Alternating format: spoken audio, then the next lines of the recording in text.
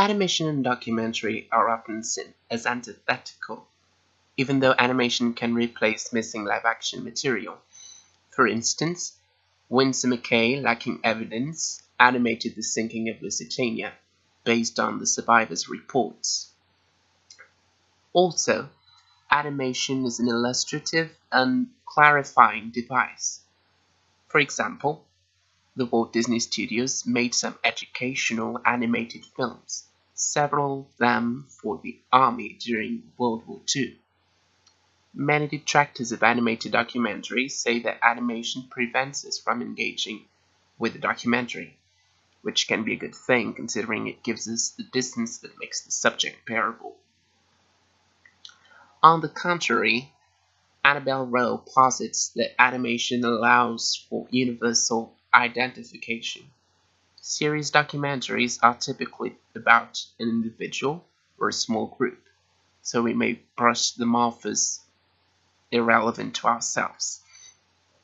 In a documentary series about refugees running for freedom from 2003, animation answered an ethical dilemma. The stories were told visually and depicted so as to be recognizable, but they were less representative, which means they were to some extent tolerable to the refugees who were interviewed. Moving on, Nichols describes 6 modes of representation: poetic, which reassembles historical evidence into an abstract poetic form; expository, where a voice of God narration comments on the subject; observational, where the documentarians do not intervene; participatory, where there is interaction; reflexive, which demonstrates the process of documenting, coping with issues of realism and representation; and performative, which accepts that meaning varies from one individual to another. Modes indicate cultural trends as they are framed by new features and conventions, stemming from technical innovations.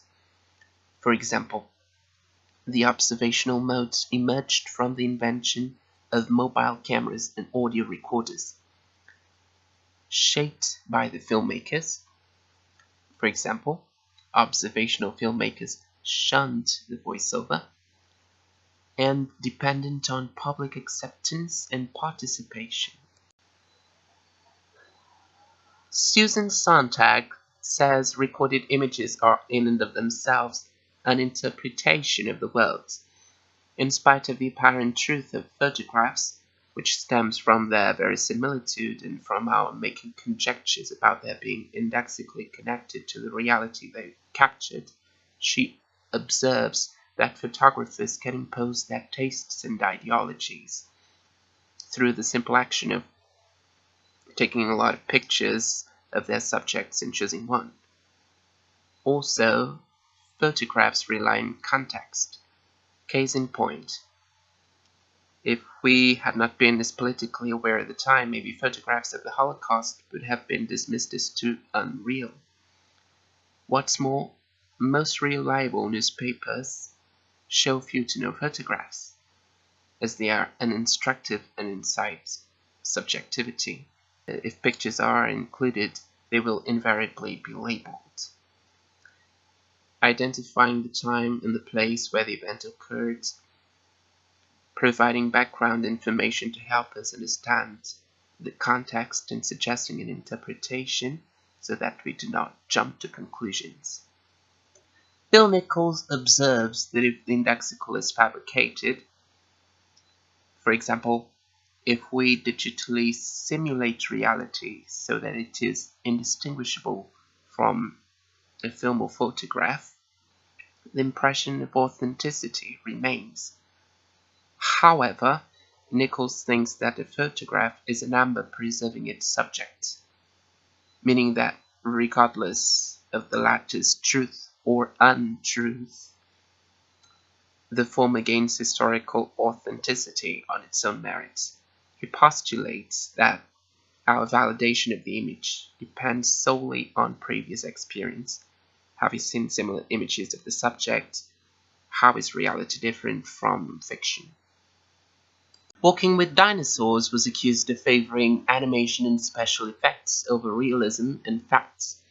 Van Dyck says there are scientific concepts which we laymen cannot visualize, even if they are explained very thoroughly. There will come a time when we will eventually need visual and rhetorical strategies, meaning scripts, editing, angles, etc. To this effect, animation had always been employed, but its artificiality was flagrant. No one would think the charts and graphs are photographs. Now, though, the truth claim is challenged.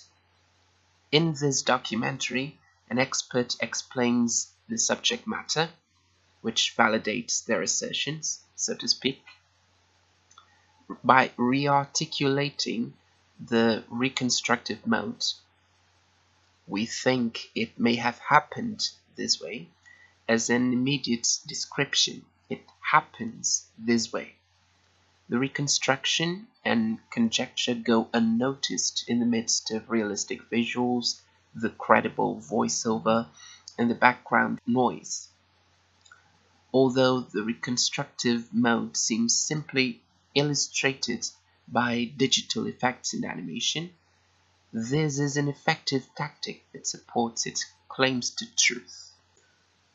Evidently, Nichols's categories present problems like every other classification that has been put forward to date. The coexistence of fiction and non-fiction has transcended their ethical and aesthetic boundaries, and has reached a point where the limits are blurred. As another example, I gave you the mockumentary. It is based on false events, but upheld by the techniques used in documentary, which makes the spectator question the genre's objectivity and essential characteristics. Although Nichols suggests a coherent linear chronology and evolution towards his modes, many of them may have actually existed since the genesis of documentary. Each mode had its period and areas of predominance, but the modes also tend to be combined and altered. Currently, more traditional approaches coexist with new ones. What counts as realistic representation at a given moment isn't simply a matter of progress towards an ultimate truth, but of struggles for power and authority. Nichols's performative mode, where the real is more than the evidence we draw from it, seemingly encompasses the animated documentary, but it is clearly inadequate to classify animated documentary in one mode. Patrick, relying on storytelling, divides documentary into four structures: illustrative, based on evidence, illustrates an event, and structures the story.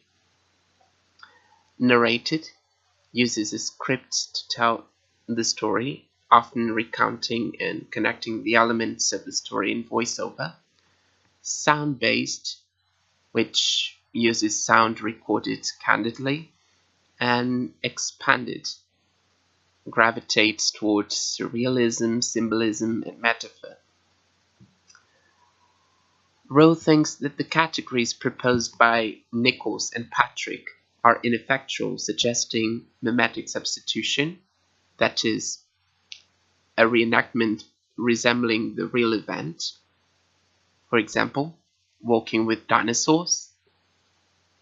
And non-mimetic substitution, an unrealistic reconstruction which makes no pretense to reality. For instance, It's Like That from 2004, and Evocation, an aid for us to imagine someone else's point of view. Feeling My Way from 1997 is a good example. The definitions of reality, documentary, and its modes remain and will probably remain a contentious theme. I believe that these classifications should not be taken as some sort of exact science, but as Nichols succinctly puts it, as a loose framework to understand documentary, and that with each new advance they are prone to change.